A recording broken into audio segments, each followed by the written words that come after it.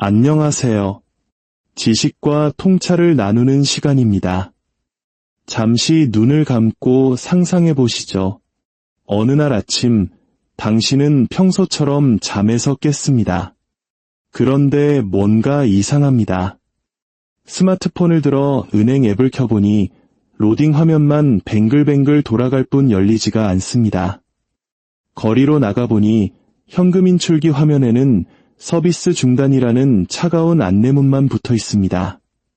가게는 문을 열었지만 아무도 당신의 카드를 받으려 하지 않습니다.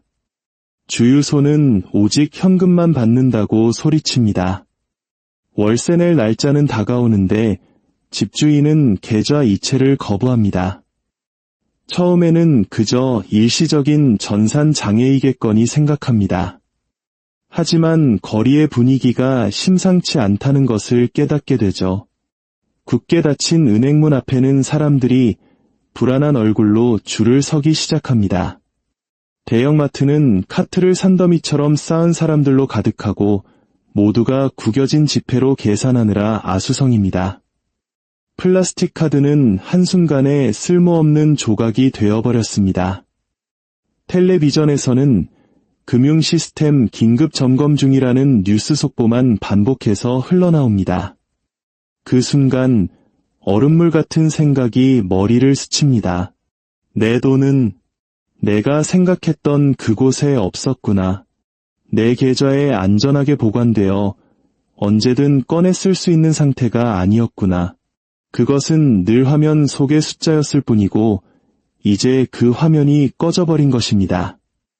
마치 암울한 디스토피아 소설의 첫 장면 같지만 이것은 단순한 허구가 아닙니다. 실제로 일어났던 일이며 우리가 상상하는 멀고 불안정한 나라에서만 벌어진 일도 아닙니다. 스스로를 현대적이고 안전하다고 믿었던 국가들에서 발생했습니다. 그리고 이런 일이 닥치면 우리의 삶은 예에 바르게 속도를 늦추는 것이 아니라 한순간에 부러지고 맙니다. 부와 생존의 법칙이 하룻밤 사이에 완전히 뒤바뀌는 것이죠. 이 이야기가 유독 낯설지 않게 들리는 분들도 계실 겁니다. 우리 한국인들에게는 1997년 IMF 외환위기라는 뼈아픈 기억이 있기 때문입니다. 건실했던 기업들이 무너지고 평생 직장이라 믿었던 곳에서 하루아침에 거리로 내몰렸던 아버지들의 모습, 은행이 파산하고 평생 모은 돈이 허공으로 사라질지 모른다는 공포에 떨어야 했던 그 시절의 기억은 오늘 우리가 나눌 이야기의 무게를 더해줍니다. 2001년 아르헨티나를 볼까요?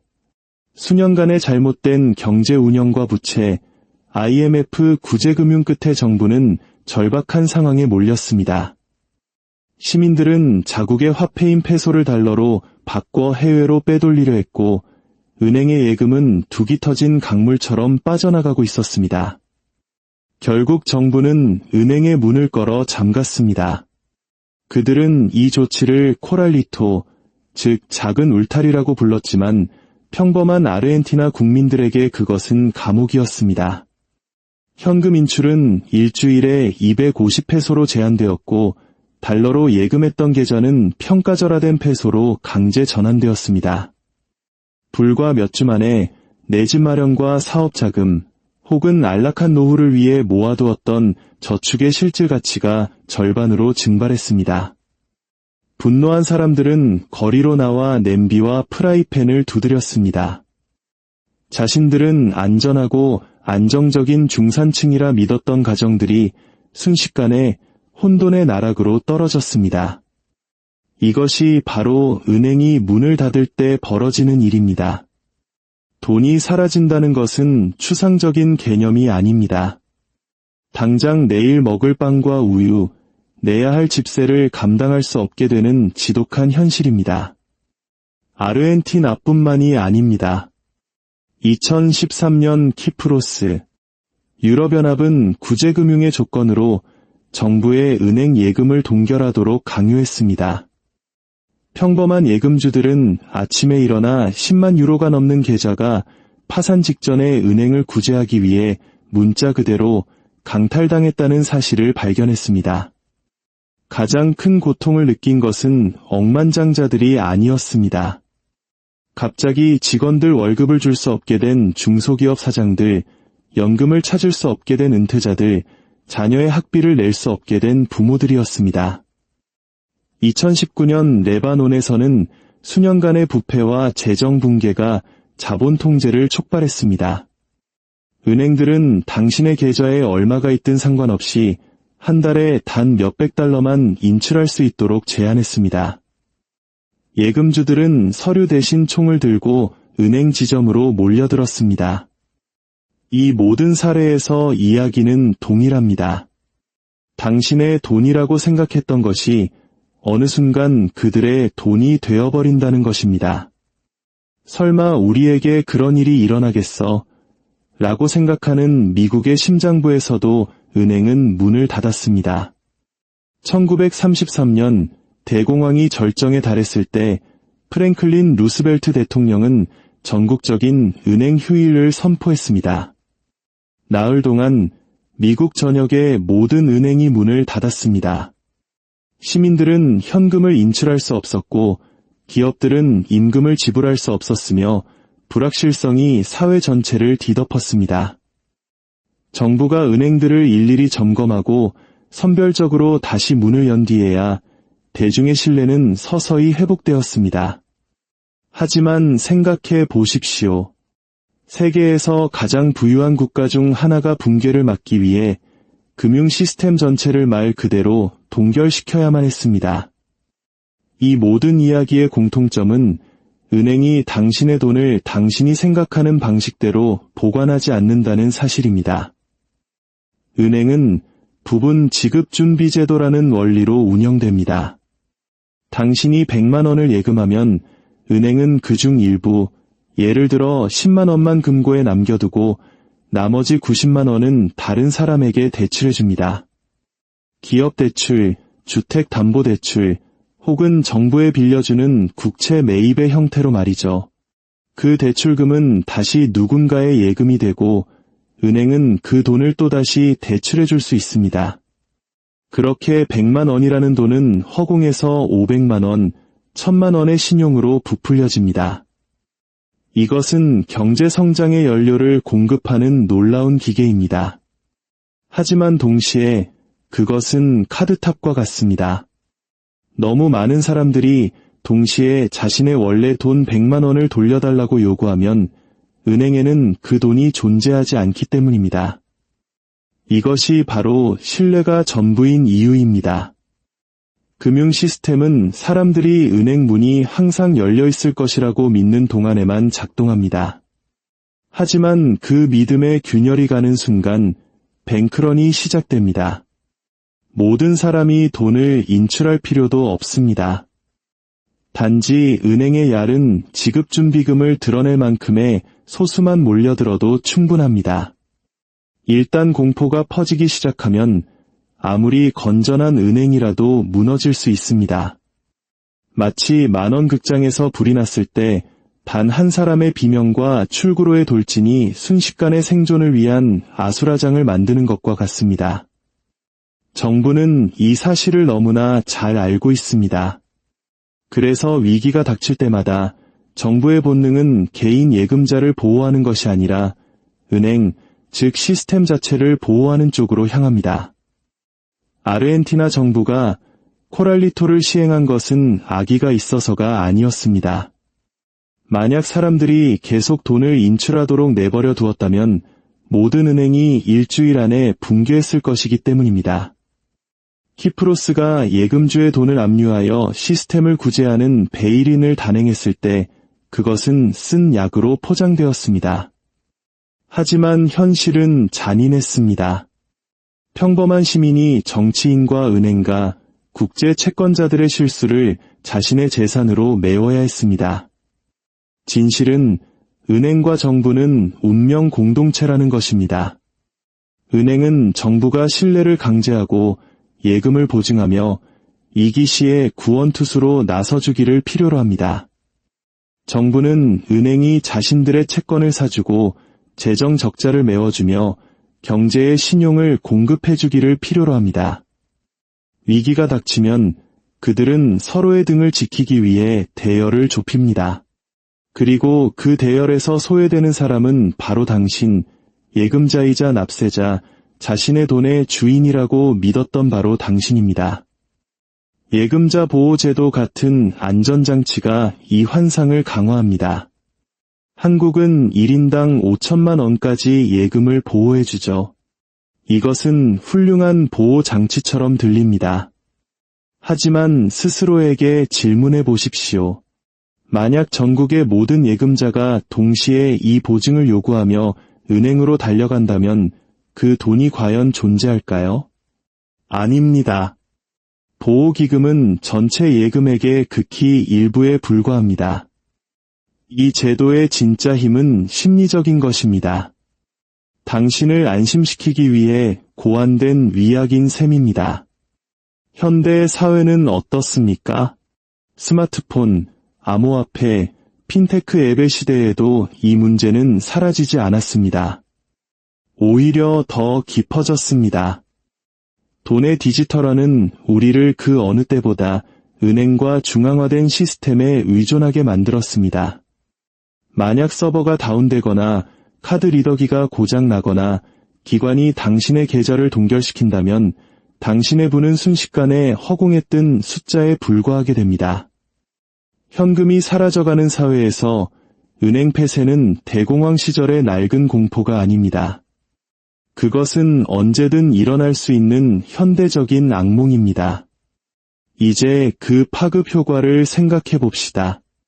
기업들은 노동자에게 임금을 줄 수 없으니 대량 해고가 확산됩니다. 슈퍼마켓은 공급업체에 대금을 지불할 수 없으니 진열대가 텅 비게 됩니다. 투자자들은 공황에 빠져 자산을 헐값에 팔아치우고 이는 우리의 퇴직연금과 노후 자금을 증발시킵니다. 정부는 신뢰를 회복하기 위해 안간힘을 쓰지만 은행 앞의 줄은 매일 길어지고 사람들의 인내심은 얇아집니다. 이사회의 회의실에서 내려진 기술적인 결정 하나가 걷잡을 수 없는 사회적 위기로 번져나가는 것입니다. 이것은 이론이 아닙니다. 전 세계 수많은 국가에서 실제로 일어났던 일입니다. 그리고 또 일어날 수 있습니다. 만약 당신이 한국이나 미국, 영국 같은 선진국에서는 절대 일어날 수 없는 일이라고 생각한다면 기억하십시오. 그 말은 바로 2000년 아르헨티나에서, 2010년 그리스에서, 2018년 레바논에서 사람들이 똑같이 했던 말입니다. 안정성은 그것이 무너지기 전날까지는 그저 환상일 뿐입니다. 우리가 마주해야 할 불편한 진실은 이것입니다. 은행은 당신의 부를 보호하기 위해 존재하는 것이 아닙니다. 그들은 자기 자신과 그들이 봉사하는 시스템을 보호하기 위해 존재합니다. 위기가 닥치면 그들은 당신을 희생시켜서라도 살아남으려 할 것입니다. 시스템은 원래 그렇게 만들어졌습니다.